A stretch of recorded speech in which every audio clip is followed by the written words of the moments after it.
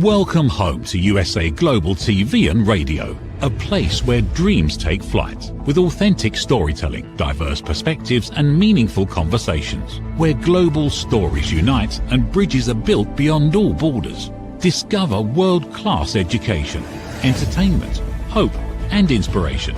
Together, we're building bridges worldwide. Subscribe to our channel, USA Global TV. Download our app, USA Global TV. Be our guest or join our team. Visit usaglobaltv.com. Thanks to our founder and executive producer, Dr. Jacalyn Kerbeck. Music score by Yeffy Tang from Cloud Road Music. Voiceover artist Mike Porter. Creative direction by Paul Garcia. USA Global TV and Radio. Your home for global connection. All rights reserved. This video and its contents are the exclusive property of USA Global TV and Radio. Unauthorized use, duplication or redistribution in any form is strictly prohibited.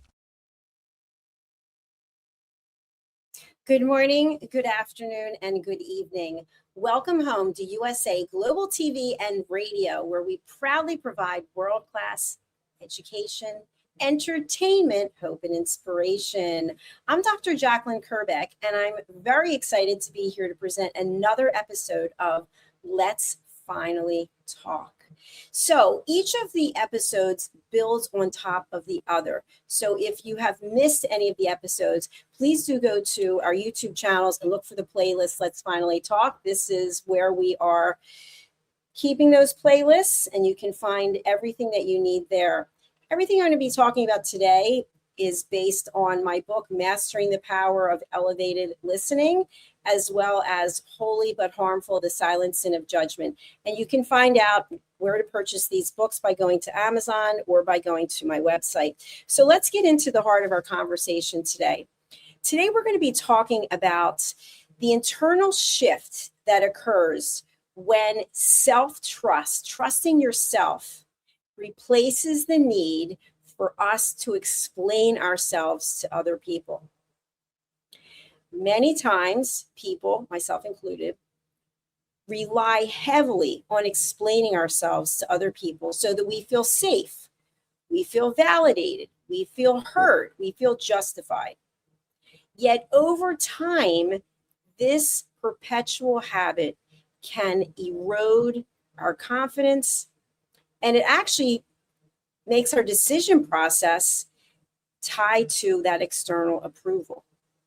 Now, what am I talking about here? I'm talking about the fact when we are in a situation that we feel that we have to justify ourselves to someone, we have to explain ourselves to someone. Meanwhile, we know why we did what we did. We know why we think what we think, but we want to be loved. We want to be accepted. We want to fit in. We want to feel welcomed.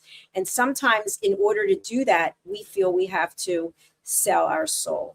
And what do I mean by that? I mean by not being authentic, by basically just being a people pleaser, by agreeing with whatever it is that someone else says so that we feel like we can fit in. Meanwhile, inside, it doesn't feel good. What happens over time is it starts to build into resentment. Resenting the other person or persons, but ultimately resenting ourselves. So why do we do this? And how can we be aware of when we are doing it? Well, first of all, we have to be comfortable with who we are. And that's not an easy task. It's something that I work on every single day because new things are always coming up for us. New experiences, we meet new people. And in these new situations, we sometimes go back to old habits. Maybe we found our power, we found our voice when it's with people that we know, because sometimes that can also be a control mechanism. But when we're in new experiences with new people, we feel like, oh, I've got to conform. I've got to just give in. Or we might go the exact opposite, and we might take a platform. We might stand and just, I'm not saying actually physically stand, we can, but we might feel like, oh, I've got to be in command of the situation. I've got to tell them this is how it's going to be. And so in that situation, that's an extreme on the other side. So today, I want us to think about what it truly looks like when we trust ourselves. How will we know? No one's going to come and tell us. It's a feeling we get from our intuition. We know that we are on a path where we believe in ourselves. And there's no greater feeling. Sometimes it can happen quickly. Sometimes it can take a lifetime. And sometimes it may never happen. So what is the difference? Why does it happen for some people and not for other people? Because we take the time to get to know ourselves. We actually look at the good and we look at the bad and we look at the ugly. Now, I don't like to label per se good, bad, and ugly because that could be judgmental. What I mean by that is we look at what works, what doesn't work, and especially what doesn't feel comfortable in our skin. Someone said to me, and I don't even know who it was decades ago, we have to be able to be comfortable living in our own skin. When no one's around, there's no one to vent to. It's just you and you. Do you feel comfortable in your own skin? Do you feel like you've been people pleasing? And we all people please to some degree, I would think. That's a generalization. But I know sometimes it seems easier just to say yes so that the conversation ends. But that doesn't actually mean that we feel good about it. So we have to set boundaries. And setting boundaries is something that takes time. Because we can put a wall up, that's a boundary. But is it a healthy boundary? I don't know. And so we're going to discuss what are some of these ways that we can know and know what to do so that we can trust ourselves. So if you have any questions while I'm going through, you have any comments, here's what I would just ask. I'm not someone who appreciates negativity when I'm broadcasting. It's difficult enough to get up here and do this. But if you have some constructive feedback, if you have something that actually pertains to the show, then I would love to hear from you. If you're deciding to vent and put something that has nothing to do with this show, you will be blocked. And hopefully you'll understand. And if not, you can think about why you were blocked. So we feel compelled to explain ourselves. And notice I did not just explain myself. I just put up a boundary and said, if you decide to put negative content, you're going to be blocked. I don't have to explain myself. And that's because I trust what I'm doing. I know that I am bringing forth decades of experience, whether it's related to the education I have, the work life experience I have, but I have certain skill sets and experience that I'm here to share with you today. And my goal is so that you can be one step closer to feeling inner peace. And when you feel that inner peace, your feeling, necessity, need to put someone else down doesn't exist. The need to insult someone, to bring negative feedback without anything constructive, it no longer resonates. So there is an emotional cost of constantly justifying yourself. There's also a big difference between communicating and seeking permission. Now, in my course, Setting Boundaries and Asking Permission, I want to explain about that asking permission versus permission seeking. When you are interested in sharing something in your life and you want to share it with someone, we ask permission. We ask, would this be a good time? Do you have 10 minutes now? Do you have 15 minutes now? As opposed to seeking permission on how to think, seeking permission on how to feel, seeking permission on how to make life choices. So what I found is that when we have trust in ourselves, this is kind of like a lid. It just fits nicely on. It quiets the need to explain.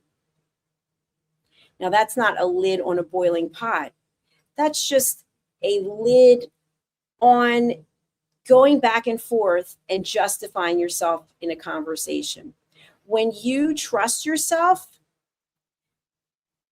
the need to give an explanation is no longer a sense of urgency. Have you ever felt that way, that sense of urgency? I just want him to understand. I just want her to understand. Ask yourself why. Why do you need someone else to understand? Because you need to feel validated? Now think about this. It's just as easy to ask 15 people, 20 people, 100 people a question about what you're going through. And you may get half the people agreeing with you and half the people don't agree with you. So how does that help? Maybe 90% of the people, maybe 100% of the people do not agree with you. What are you going to do with that information? I think that's something that we really have to ask ourselves, because if you're asking for validation, if you're asking for justification, what are you going to do with the information? How is it going to positively impact the choices that you make? Many times it's just a distraction. And sometimes it's just a way to delay making a decision. Well, I haven't heard from everyone yet. Well, I haven't gotten all the feedback yet. Therefore, we're giving ourselves permission not to do something or to do something. But again, it hangs heavily on what other people think. And you may have a fan group. You may have, as an influencer, people who follow you, or as someone who is not in the public domain. Maybe you have a group of friends and they support you. But then maybe it changes. Maybe something happens and they no longer support you. How important was that opinion? Because all that we have is our intuition and the ability for us to make choices. So I'm asking you to think about, what would it look like to choose yourself? What would it look like to believe in yourself? Now, why do we lean on this need to give explanations? Sometimes it comes from the fact that that's what we grew up with. Always be kind, always be pleasant. Now, does being kind and being pleasant mean that you have to justify what you're doing or look for an explanation? No. The kindness and pleasantness is how we show up. It's in our demeanor. It's how we communicate what we're feeling. So sometimes we have been conditioned to believe that we need external validation. And this might have come from our parents. It might have come from our siblings. It might have come from our teachers. There's so many places where it could have come from. It could also be that we have a fear of being misjudged or misunderstood. That fear can be debilitating. When we are looking for external validation, that, oh, nice job. Now, I have to share this with you. I have always been someone who wanted gold stars, meaning I like to do something and then get the gold star. The gold star could be the certificate. It could be the degree. Literally, when I was in kindergarten, it was the gold stars. That's how I came up with this, where we had this poster board and each of the students' names were there. Maybe you had this too. Maybe I'm going back to the dark ages, I don't know. But we would get gold stars or not each day for participating or handing in our homework or whatever the case may be. So I always wanted those gold stars. Today, I look at gold stars in a completely different way. Now, I decided, for longevity's sake, I was going to give up certain things in my life. And it's kind of a personal journey, so I'm not going to go into it, but I don't need any external validation from anyone. I live by myself. There's no one here going, hey, great, nice work. No, it's just me congratulating me feeling good about me. And today, which I will share with you, I'm wearing a jacket that is probably 15 years old that I couldn't get on last week. And now it fits. And so I share that with you because whether you like it or you don't, doesn't matter to me. And I don't mean that in a mean way. I just mean that to me, I know that what I'm doing is working. Now, if I were to open it up for questions and debates, what do you think about this jacket fitting? I could get some positive comments. Maybe I get some negative comments. Maybe I wouldn't get any comments at all.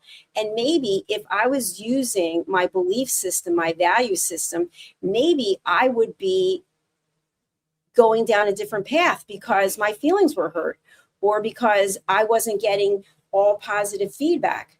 And now I'm derailed and I'm thinking, oh, people don't think I'm doing the right thing.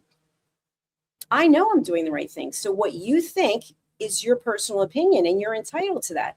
So I share that because I want you to start to think about what your life would be like if you didn't need external validation from other people, if you didn't have to justify why you think the way that you think. Sometimes we are asked to justify the way we think and feel because of the way we're expressing ourselves. So let's not get lost here because this is an important part of the message. When we express ourselves in a respectful, dignified manner, that is very different than we expressing ourselves using hostility and hatred. And I'm going to keep bringing this up over and over again because I see it so often on social media. We even have a comment right now from someone that's very negative. So sorry, goodbye, you're blocked. And it has nothing to do with this show. People just feel like they use social media and the public forum to put whatever their political views are. But my question to you is, what are you doing about it that's positive? Are you volunteering? Are you doing something in your own community? Are you doing something in your own home? So when we think about how important it is to believe in ourselves, to trust ourselves, what are we surrounding ourselves with? Are we friends with people who are filled with hatred and anger? Are we watching things on the television that get our blood pressure up? And if you are, think to yourself, what is it about this negativity that you are so drawn to? Because it becomes insidious. It starts to live inside of you. It starts to be part of who you are every day. The decisions that you make, the things that you do, they all are impacted by what you surround yourself with. So learning to trust yourself is setting up boundaries. And I mentioned you can set up a wall. Now, a wall, people have to actually climb over, right? And then they get to the top and you're like, hey, I don't want you coming through anyway. So we still have to deal with people. So setting a boundary means that you state, this is what I stand for. This is what I'll accept. And from after here on, it's not coming into my life. Does that mean that you should go and post on social media how much you hate this and how much you hate that? Go work on yourself, because if you're working on yourself, you're not going to be filled with hatred. You might not agree with everything, but you find a way, in a peaceful way, to express yourself. Because if you're not, you're part of the problem. And you might be offended by that, but think about it. If everyone was in a place of inner peace, where you really, truly respected yourself, and you surround yourself with other like-minded people who are respectful, peaceful, filled with grace, there would be no need for all of the anger. But yet, the anger continues. And if you don't know why you're so angry, maybe you can reach out and get some help. It's possible you can figure it out yourself. You can start writing things down. This is not a show about anger. And I see we have some comments about anger. Yeah, I don't know where anger issues are coming from. It's, sometimes it's a result of a chemical imbalance. Sometimes it's a result of being in an environment that is constantly challenging. Sometimes it's a result of our upbringing. So I can't say on an individual basis why a specific person is angry. But what I do know is, with the work that I've done on myself and the work that I do with my clients, it's learning to observe the emotions that come up. And you can say, okay, I feel angry now. Okay. And you give yourself a time limit. And the time limit for me is 10 minutes. And you might say to yourself, 10 minutes? How can you possibly? Because I have a system. I will spend 10 minutes at the most. One time I was upset for an hour. And after that, I say to myself, what is the solution? Because when we're in a highly emotional state, we lose focus of what the issue even is. We have someone writing in, I don't know where my anger comes from. That's what I'm talking about. You've lost focus of where the anger is coming from. So, and again, there are extreme cases. There are cases, I don't know if this is this person's case. There are cases where people need to seek outside help. Now, it could be a coach, it could be a mentor, it could be a therapist. I don't know what the situation is. I am not a medical doctor. I have a doctorate in business administration, but I'm not a medical doctor. What I am sharing with you is that when you say to yourself, I will permit myself to feel these emotions, and then I will have a time limit where I will say, you know what? That's enough. I'm going to switch my perspective. I'm going to look and see all the things that I have that I'm grateful for, because trust me, each and every one of us has something to be grateful for. And it could be as simple as you woke up today, because there would be how many people who would trade places with you, people who are not here, children who were killed, people who would say, you know what, I'd like to have another chance. So we're all here. So we get to make a choice. Will we fill our life with affirmations of positivity, of giving thanks, of being grateful? Or will we be part of the people? There's someone else here. Yeah, which I'm deleting. No explanation. Negativity, sorry, not a place on my TV shows. You can give constructive feedback, but anger and negativity about politics, not the place for it. So, going back to our program, by learning to trust yourself, you learn to set these boundaries. And people will push the boundaries, believe me. They will see if they can get you to change your point of view. Why? Because they feel uncomfortable in their own skin.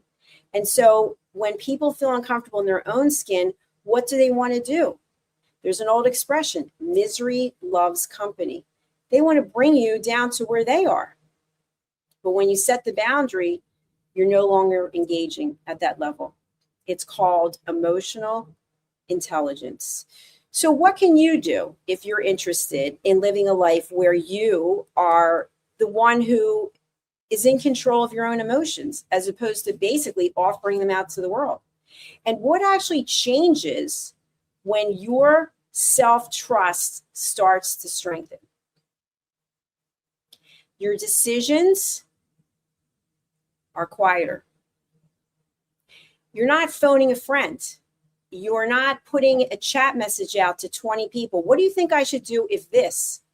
You're making decisions yourself. That doesn't mean you don't have mentors. It doesn't mean you don't have coaches. It doesn't mean you don't have advisors. And again, if you're not in the public domain or you don't have a business, those three terms, mentor, coach, advisor, they might not resonate with you. But we all have someone or someones who are in our life that we lean on, that we trust. And that doesn't mean that we have to have their approval, but it might be someone we feel we can trust to just listen. It also means when we're shifting into self-trust that we're making choices and we're not explaining them. Have you ever made a decision and you didn't tell those closest to you, and later they'll say, I can't believe you didn't tell me that? Well, why can't you believe it? Why do I need to tell you what I'm doing? Are you telling me everything that you're doing? And if so, why? Think about these things. Think about your own life at this moment without any judgment. And when the show's over, think about it without any judgment. Are you truly at peace with who you are? If we took away all the titles that we collect over our life, whether it's a business person, whether it's a mother, a father, whether it's a sister, a brother, without the titles, and it's just you, this container that we have, are you at peace? Are you open to the concept of releasing the need for people to agree with you? Do you feel the need to agree with everyone else? Are you the person always going, you're right, yes. Meanwhile, you're thinking, I can't wait to get out of here. I have never heard such a crock. I don't know. But what I want you to think about is when you get to the point where you no longer need to explain yourself, you are coming into your own. You don't own clarity to people who don't honor it. You don't owe clarity to people who don't respect it. You owe the clarity to yourself. And there's an old expression also, to thine own self be true. So, how does our communication change when we start to trust ourselves? We listen more. We speak less. But when we do speak, we do it intentionally. We allow the silence without trying to fill it.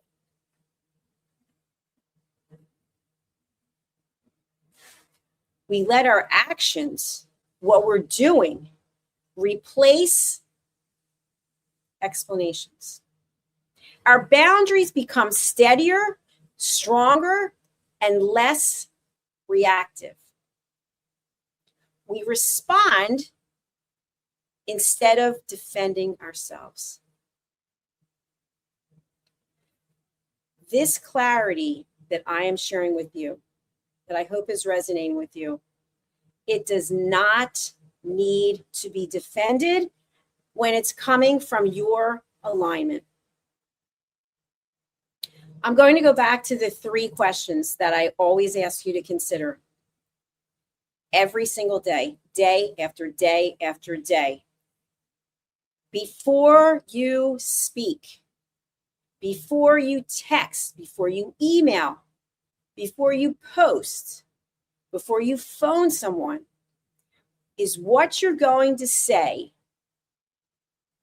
kind? Is it necessary? Is it true? If it is not those 3 things, I want you to think about not doing it. Why? Because that negativity that you're putting out there, it will come back to you at some point in time. So you might have offended someone. You might have hurt someone. You might have said something that you thought was really funny. And it may really hurt another person. And I've mentioned this before, but I did some research, and what I found from a study that was from one of the Ivy League schools, that when we say something that hurts someone, they can forgive us, but it may take up to 20 years for them to forget what we said. And when someone says, oh, I was just kidding, they weren't kidding. They feel embarrassed. So now they're trying to explain themselves, right? They insulted you potentially with a passive aggressive comment, and they try to justify it by, oh, I was only kidding. Or, oh, I didn't mean that. Explanations. So start to listen to the explanations you're giving and the explanations you're getting. And at some point, when you've done the work, when you have the clarity, when you don't feel like you need to be in a place of critiquing other people and just trying to be so evil and just being hateful and angry, you will have an epiphany. And it will come from the fact that now you have this new lightness in you. And you can see, you can hear, you can feel when someone is judging you. And when they start to explain themselves, you'll know it for what it is. And by the way, don't try to change their minds. Don't try to get them to believe in what you're saying, because they're not where you are. They don't have the emotional intelligence yet that you have. So coming from a place of peace, coming from a place of self-trust is a beautiful place to be. Your stress level will go down. This is all from my own experience and from the people I've coached. Your awareness will increase, and your need to jump into the fire, so to speak, will dissipate. You will be like someone watching people go by. Have you ever been people watching? You're just watching what's going by, but you're not engaging with it. Have you ever been somewhere and you see a group of people, they're together, maybe at a restaurant, and they're all on their phones? They're texting, they're whatever, they're scrolling, they're on their phones. They came out for a meal, and yet they decided to spend the entire time or most of it on their devices. You see it, you're aware of it. And you say to yourself, wow, I'm glad that I'm not at that table.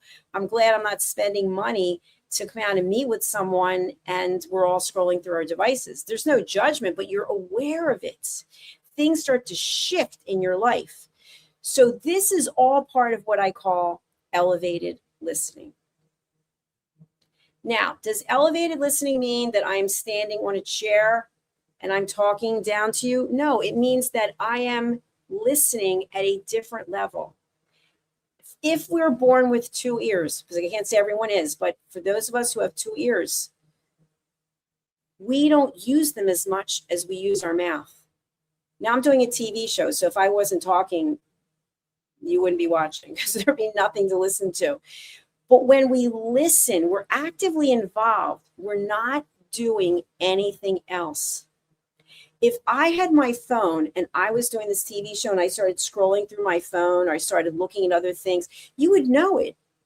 And you'd think to yourself, why am I watching this show? This person's not even present. It's the same thing of how we show up in our life. We get to choose when we are an active listener. So if we are actively listening, which we cannot do all the time, because we have things to do in our life. We cannot completely dedicate and focus ourselves to listening to what someone else has to say because we have things that we have to do. But when we've made the decision that, yes, I'm going to show up and listen at the highest level, that means we have to let go of four things. 1, interrupting. Interrupting might look as simple as this. You are ready to jump in. The person sharing, you're ready to jump in at any moment. That's not listening at an elevated level. That's the same thing that goes on day in and day out. The second thing is someone sharing something with you and you think to yourself, oh, I know what they need. They just shared a problem with me and I think I can help them fix it.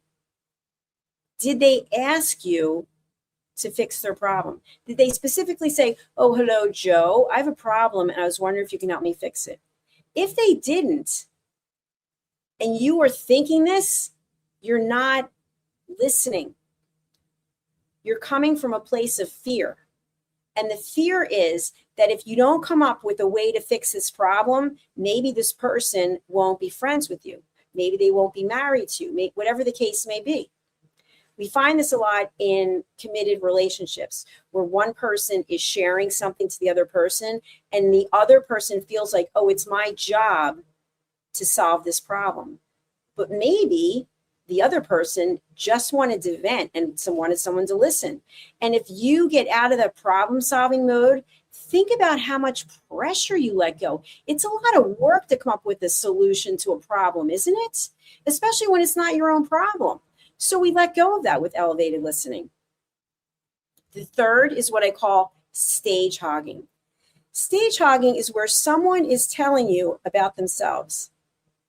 And you have had a similar experience. And you think this is a cool way to bond with this person. I will tell them that I have this in common with them. Well, that's nice, but they never got to finish their story. So they were telling you how they had difficulty, for example, shoveling the ice out of their driveway. They couldn't find anyone. And you immediately go in and say, you know what? We have the same problem. Now, the person didn't even get finished explaining the story, and you stole the stage. So that person feels unheard. And now you're in charge because you stole the show and you offended someone. Was it worth it? The last one is the toughest one. The last one is judgment. You may be watching the show right now and you may be judging me. You may judge the way I look. You may judge the way I speak. You may judge this television network. You could spend all your life judging other people. What's it doing for you? I don't know. Only you can answer that question. But what I teach people is how to be aware of when you're judging, because we all do it. Even I do it, and I catch myself. So when we're being judged, what can we do? When we are judging, how can we stop? So listening at an elevated level means when someone's sharing something with you, and let's say you have a completely, totally different perspective than what they have, in here you're judging them. You're labeling them. Oh, he's one of those. She's one of these. And you're no longer listening. You have now put people into boxes. You know, a sock drawer, I've heard this analogy for other reasons, but sock drawer where all the socks are lined up. Maybe yours are all thrown in there, but I know people have socks lined up with these different partitions. You start putting people into these boxes. That's a judgment. When you make statements that are meant to be supportive and they're meant to be complimentary, but then you put something on the end of it, for example, you look great for your age. Was the for your age, was it necessary? No. Is it kind? No. Is it true? Who knows? What's the barometer? So why did you say it? Why were you thinking it? That's what elevated listening is about. And so I teach courses on elevated listening. All of our TV show hosts are trained and certified in elevated listening, because when someone comes on our TV network, we want them to know that they have a safe space to share what they have to share. There's no script. I'm coming to you extemporaneously right now. So I teach that to people. And that's what I want you to take away from this program, is that you have a choice. Maybe you made some mistakes yesterday. Maybe you just made some mistakes. You have a choice. You can be honest with who you are and say to yourself, how much time am I spending working on me versus judging other people? How much time am I spending? And I'm a huge advocate of social media, by the way, because I think social media connects us in ways we've never been connected. But are you using the social media in a positive way? And I'll give an example. I was on Instagram and I saw an ad for the Wharton School of Business. And for those of you who don't know, the Wharton School of Business is one of the top, if not the top business school in the country.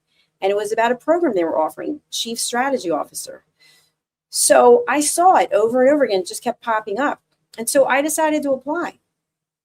And I thought, I don't know if I'm going to get in because of my age. And of course, no one could blatantly say we're not taking you because you're 62.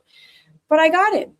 And so my point is that I wouldn't have even known about it if it weren't for social media. But if you're using social media as a way to vent your anger about what's going on in the world, why? What good is it doing? Think about it. What is it changing? You have the ability to work on yourself and change yourself, as opposed to joining the masses and putting negativity out there, which keeps perpetuating and nothing's being done about it in terms of promoting it in that capacity.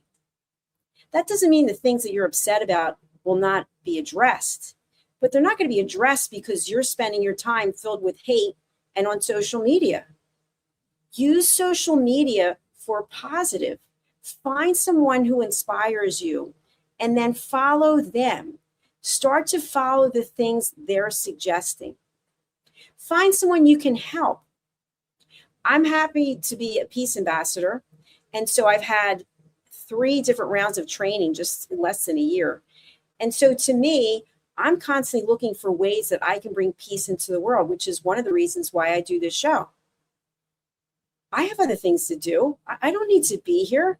This is something I'm doing because I feel so strongly about it. And I'm hoping that at least one person out there will take something away from what I'm sharing. So think about, how do you spend your time? If someone were to look at your social media posts, if you're on there, what conclusion, although it may be judgmental, but it might just be everything you post is negative and filled with hate. What is the perception that you are putting out into the world? How do you want to be remembered? What is the legacy that you are creating that you personally have control over right now? I'm Dr. Jacalyn Kerbeck, and it's been a pleasure to be here with you today on Let's Finally Talk. If you haven't done so, I would love for you to subscribe to our channels. We have 2 YouTube channels, USA, Global TV and Radio, and Dr. Jacalyn Kerbeck. Please go over to YouTube. We are streaming right now on 8 different platforms, and this program will be distributed by our distributors on many other platforms as well.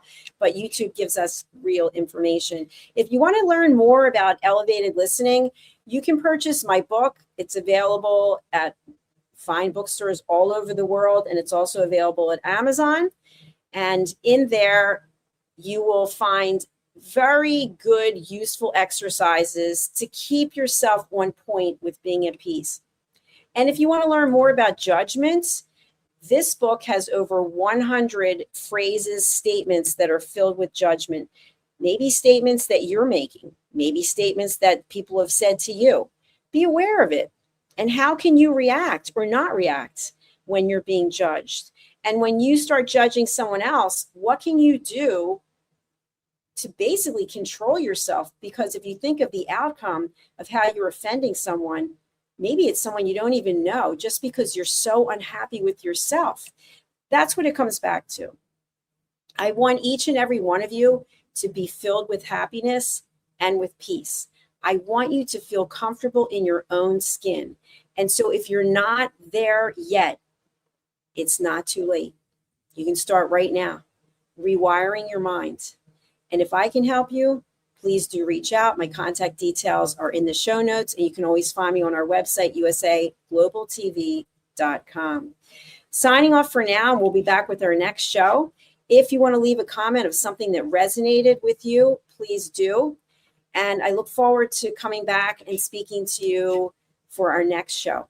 Thank you again. Goodbye for now. Is it true? Is it kind? Is it necessary? In a world quick to judge, one book dares to reveal the hidden cost of silence.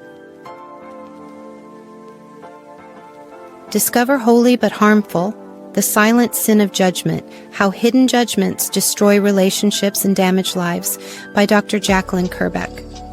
The Amazon #1 bestseller that's transforming the way we understand ourselves and the way we see others. Pick up the companion workbook to uncover your own hidden judgments and learn how to break free from them. Available now on Amazon and at fine bookstores worldwide.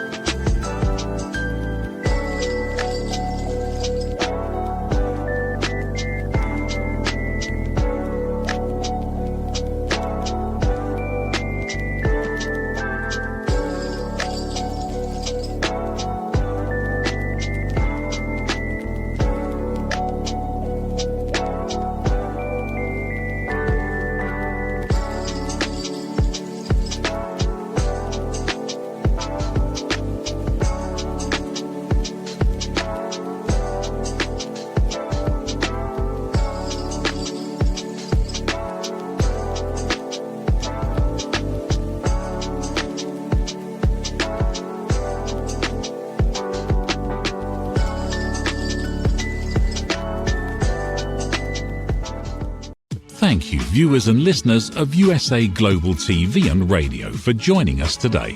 We're honoured to have your time and attention as part of our global community.